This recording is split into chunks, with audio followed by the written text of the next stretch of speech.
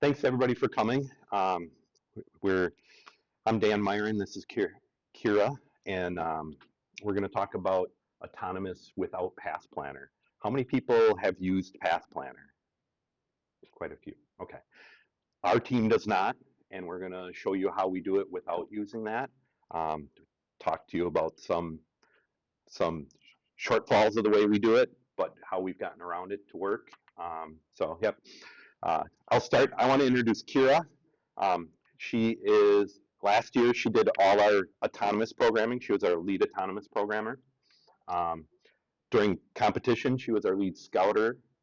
Um, and she was also a Dean's List finalist at Lake Superior. She just does a few things. So this year she's co-captain for our team, continue doing programming, and she's also on the the first Wisconsin student board.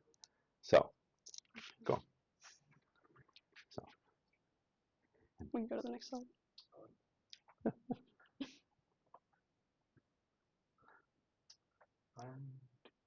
Do you have to be on the screen to do it? There we go. Okay. Okay. So as I said, so just some disclaimers. This worked for us. Hopefully it works for you. If you look through the documentation on the WPI docs, it actually says path following using WPI library. It will drive like a differential drive. It will not drive like swerve. So you can't necessarily go straight from one point to the other. You have to take into some stuff. It does do some weird things if you're not careful. Compared to Pathplanner, you have to have a better understanding of the coordinate system and how it works, where your 0, 0 is on the field, and that type of stuff. So, next slide. For this to work well, you have to have a well-tuned drivetrain. So, if you want information on that, that's in our next talk, how we did that and how we did that without the SysID tool. So, just be warned, generating trajectories like this takes a long time on the Rio, so your boot time when you're on the field takes a lot longer. If you watch, we'll have somebody out there, and a lot of times if we're not on the field early, a lot of times the queuer or the field reset people on that are trying to kick us off the field while we're waiting for it to boot up. Whereas in Pathplanner, you download a file and it reads that file right away. So it's actually calculating the trajectories every time you turn on the robot. So another disclaimer, I am not a professional Java programmer. So if we do stuff that looks weird, that doesn't make sense, if you have a mentor that does that, that's why we may do things differently. So just be warned. So, but I think we do things pretty good. So, okay, next slide. Oh. Okay, so this is a short video of one of our autos. If you watch, we're in the bottom corner. So the reason we're showing this is one of the reasons it's not technically swerve compatible is it'll do, are we pressing play? Oh, it's laggy. Okay. So it'll do a weird turn at the beginning because it's not perfectly able to do that swerve turn that would be more efficient. So instead it's doing the entire 180 and then moving through the path. So it was at the beginning part. If you saw it, it was a bit laggy, but it's that 180 turn at the very beginning. So it's one of the reasons why it's not technically swerve compatible, but it does still work.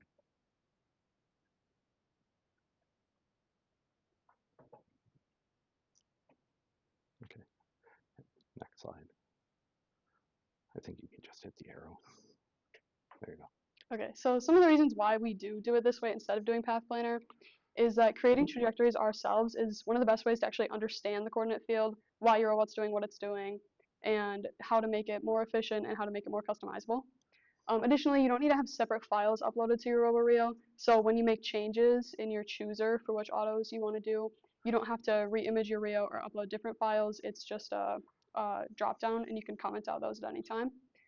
And then finally, you get a better understanding of the trajectories when you make them yourselves. So you know the points it's hitting, you know specifically what angles it's going at each of those points, and you can change those at any time. So you really understand better what your autos are doing, how to change them during competition, and how to make them even better.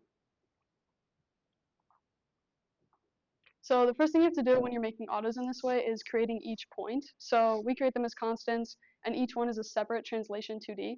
So translations 2Ds have two components, an X and a Y. So this is using the coordinate grid, which you'd be familiar with if you used April tags this year. So the X is along this axis, and then the Y is up and down. So each point has an X and a Y dimension, and you just create them as these translation 2Ds, which you can call in your autos. Okay, so for actually creating each command, you have to create a new sequential command group. So each sequential command group holds one auto path, and you have to make a new one for every single auto path. So this includes red and blue. There's no easy way to mirror it.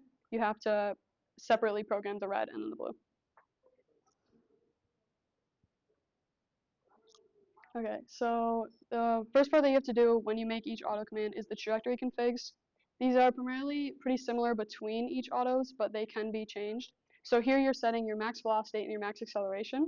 You can also set other things like an end velocity, a start velocity, and any other constraints like reverse. For ours, we tend to just have a forward and a reverse with a max and max velocity, max acceleration. But you can be more specific if you have autos that call for something more customized. One of the big things is that you need a forward and reverse, but higher speeds will lose accuracy. So try to keep it as slow as possible while still completing the path in the time. Okay, when you create actual trajectories, you're doing it with a trajectory generator, and you're adding each point as a pose 2D. Pose 2Ds have two components, a translation 2D and a rotation 2D. Translations are, again, those x and y's that we created as constants, and rotation 2Ds are just telling it what angle the robot should be at when it reaches that point. When you're creating the trajectories, you should make a new one for each time that the robot either changes configs, so forward to reverse, or maybe a different speed, depending on how you want to do it, or if you need to run a separate command. So if you need to shoot a game piece, you need to do one trajectory and then a different one afterwards.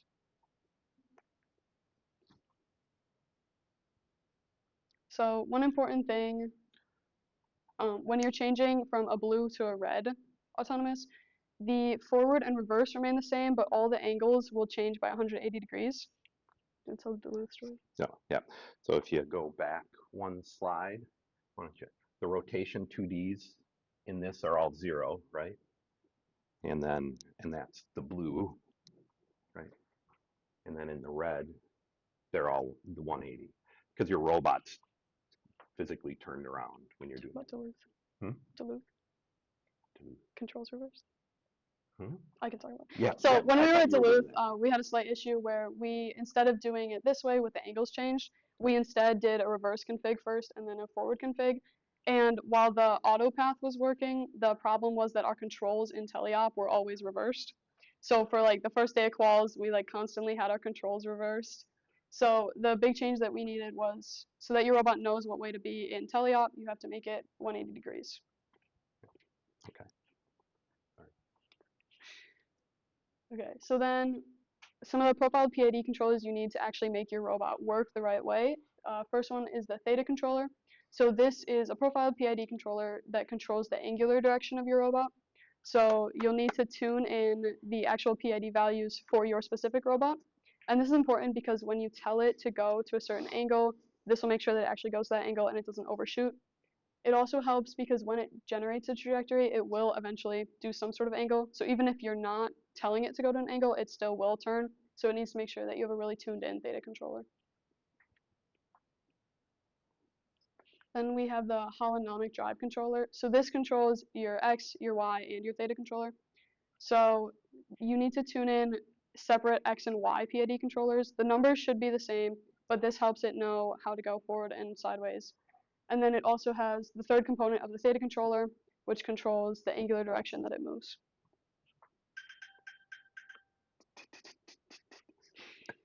And then, so each trajectory is created into a swerve controller command. So each new command will be created for a trajectory, and then it has separate things in here to make sure that it knows what it's doing. The actual swerve controller commands are what you can call in your add commands to make your autonomous actually run.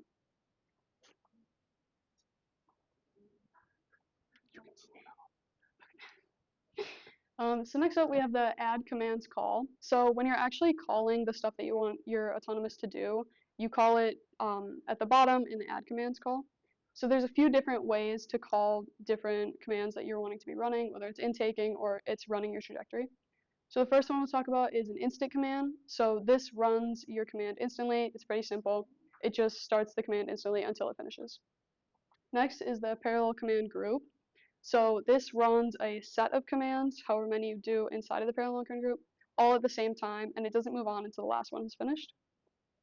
Then there's the parallel deadline group. So this is similar to the parallel command group where they all run at the same time, but it finishes when the first one, also called the deadline, has finished. So if you want something to cut off after something else is completed, you'll place that one first in the parallel deadline group, and then they'll all stop when that command has completed. Then there's the sequential command group. So that's pretty simple. It's just a group of commands that runs one after the other. And then the wait command, which is simple, but it's pretty important. It just waits for a certain amount of time.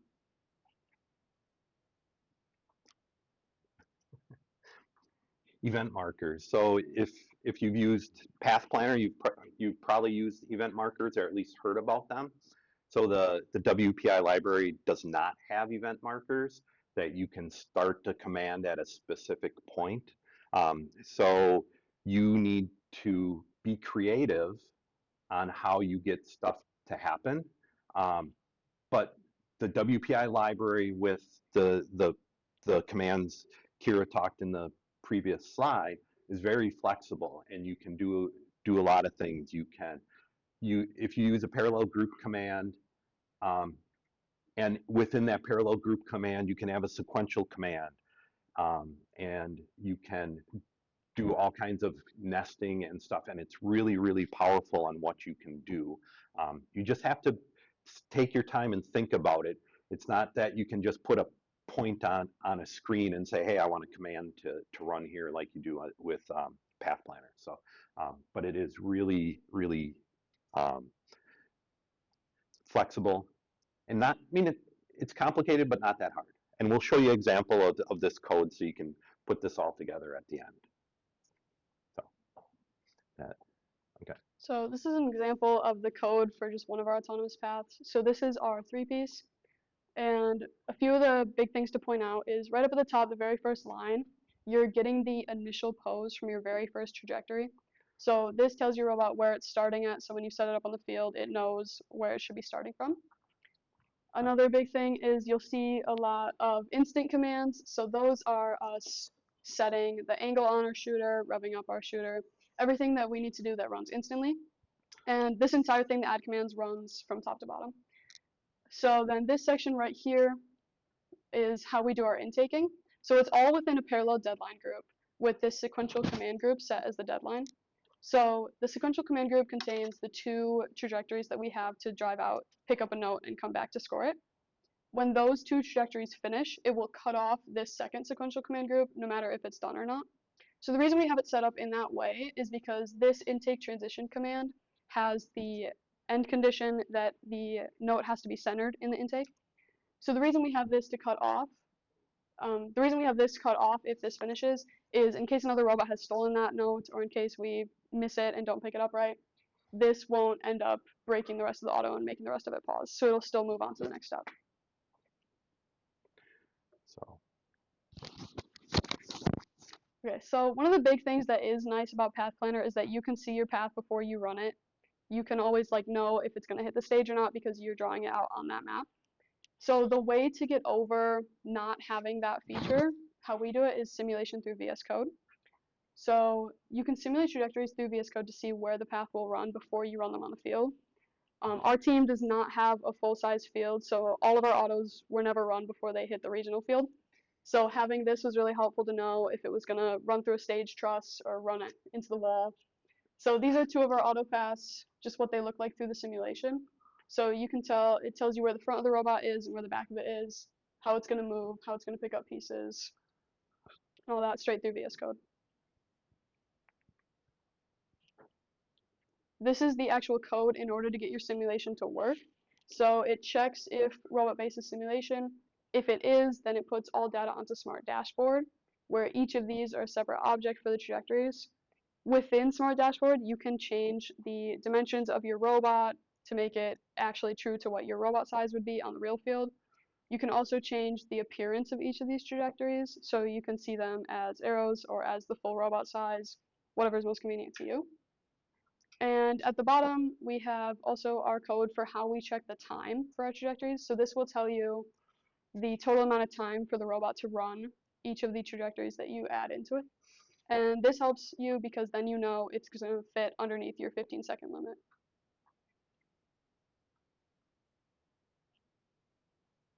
Oh. So this is the auto chooser, how you write an auto chooser. So you make a object of ascendable chooser, and at, in the square bracket, in the brackets there up above, it would actually say command, so that so it knows that you're passing in commands. And then you can add as many um, as you want, as many commands as you want or don't want. And you can set up a default command, so if your drive team forgets to change the auto, you know you're at least going to run something. Um, and it's real simple. If you don't want 3 of these commands for a competition, you just comment the line out and it's gone.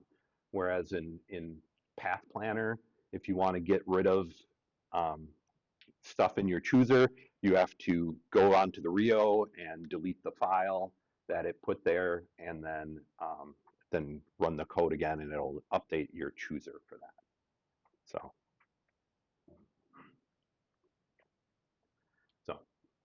So some of our next steps to improve. We found out they have a conditional command that we've never used. So you can use a conditional command. Near the end of the season, you started seeing people that if they didn't get a note, they would run a different trajectory. So with a conditional command, you can check, did we get a note? If we didn't get a note, we can use the conditional to go run other trajectories to go get a different note. So that would add even more flexibility to what we did and be able to do that better. Another thing we should probably do is reduce our duplication of code. If you saw some of the code there, it was 30 lines and 5 lines. Every 5 lines, the 5 next lines were the same. Because we were doing the same things over and over again. So we could have made a method for that, a method as a command, and done that so that the code would be a little cleaner. The other thing is we talked about how that first video we showed how it just turned right to really the end angle that it was going to. You can actually, there's an overload for the swerve controller command that will let you set the angles at each time point if you wanted to, so it doesn't go quickly to the last point. So there may be some benefit to doing that. We just haven't learned how to do that properly. So, okay. Is that the last? Yeah, I think that was the last slide. So we're gonna, just because they are recording this, we didn't want to switch back and forth between showing you some code. So